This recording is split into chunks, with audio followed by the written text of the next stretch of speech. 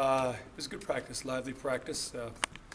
Vanderbilt, does some things that take some time and respects the preparation, do some good things. So a little rough around the edges with some of that, but good spirit, good body language tonight. Is that, considering the circumstances, is that maybe even a little bit of a surprise that they can keep on practicing that way? I think that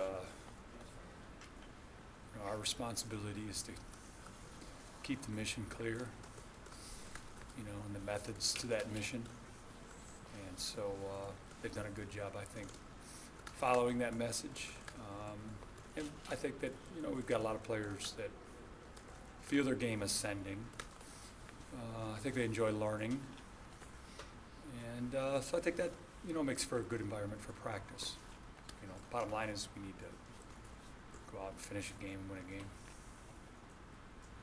But yeah, good body language. We've had good body language. We've had, very few practices where I've come off the field and not thought that the body language and the spirit of the practice wasn't above average. When you look back on Ole Miss, what kind of, what were your thoughts on the defense? How you guys played? I think we had a dialed-in group for the most part. To give them credit, they did a couple things early in the game that we hadn't seen before, that are basic in the concepts of football, and we didn't handle it. A flow situation early in the game, was an important miss. And from there on, most of it was just some bad execution. And I think a lot of that, again, is about the type of offense that Ole Miss has, and a little bit about where we are right now in respects to being able to respond and handle a faster game, handle a misdirection game, and do some of that. We're just not as good as we need to be to hold up consistently for 4 quarters. So it was a game of inconsistency. Bottom line is that in the name of the game came down to the 4th quarter, and basically Ole Miss scored 20 points against our defense, and we had a 3rd and 16, and we get a check down throw and have a strange play that really makes the entire day kind of a bad day for everybody involved with Auburn. Just not a good play. Could you talk about, Gene talked there about playing some new guys this weekend on defense, playing some new young guys on defense this weekend? Play some new young guys? Right, or some guys that haven't started. Again, my approach weekly is to, see how guys compete and how they play. We certainly, had a couple players that had disappointing games, so we'll look at some other guys to, but they've got to go out on the practice field and show that they're ready to do that, So we played a couple freshmen last week. Started a couple freshmen in our sub package, and again, we're evaluating. This is about guys being evaluated. Main thing is each ball game, but there's also another method to the madness in respects to that evaluation moving forward. So we've got to keep improving, and competition is one of the ways you do that. Keep it competitive. How's the mic position play out right now? Obviously at Ashton there. All 3 of those guys will get some reps this week. Cass will get some more reps, and we'll see how ready he is to stand in front of a huddle and manage it, make calls, and do the things that a middle linebacker has to do. Can you take some of that off of him? We can take some of it off, Philip, but there's just there's a lot of it he has to do. But in game plan we can take some of his communication responsibilities away, but it doesn't. He's still got a plate that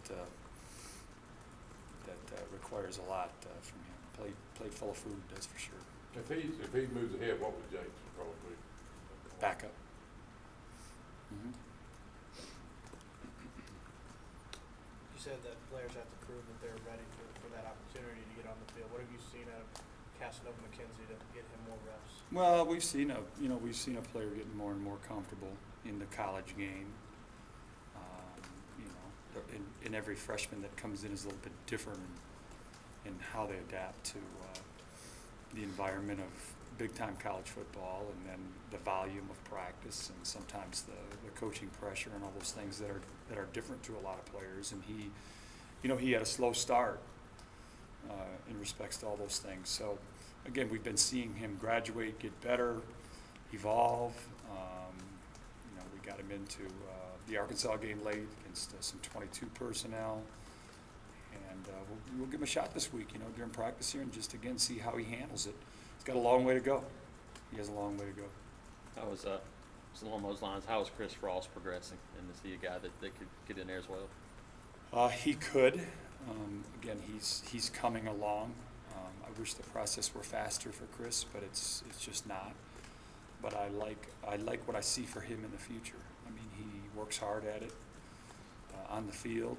He's still learning how to see the big picture of football and see the game in the classroom, and still learning about physical leverage on blockers and all those things. But he's got some good physical traits, good size. He runs well, but the process of the game still is one that he's in a battle against. But he's working against it. But he could see more action here second half of the season. Would you anticipate to play 3 linebackers a lot more in this game? Well, again, Darren's been, fairly productive for us at the will position. He's been very productive in terms of tackles and things. So I think for the most part, his position has been, solid in respects to that, all year. So really, you're looking at the Mike linebacker, position. In base, Johnny's been kind of holding down the Sam linebacker position, and we'll play more base in this game, so you'll see more of him. When you look at Vandy on offense, what kind of jumps out to you about the way they do things? Well, running back and receiver jump out fast, at you. Those are two really good SEC players. I like their overall execution level. I think what they do it over and over consistently. So they're very well coached. I think the big thing with Vandy is they do a lot with personnels and formations and the wildcat and some unbalanced work, and so they really make you work in preparation for them. And statistically, they maybe haven't scored as many points, but their rushing average and overall total offense and all is pretty impressive in respects to what they've done, and even what they did to Florida last week. They had a couple big plays called back, and so they're a good football team, and they're a difficult preparation, that's for sure. As you do your weekly evaluations, the past couple of weeks, which positions specifically have you kind of gained a comfort level with and confidence with? Well, I think that our two safeties have been, fairly solid. Feeling better about those two, who again have a lot.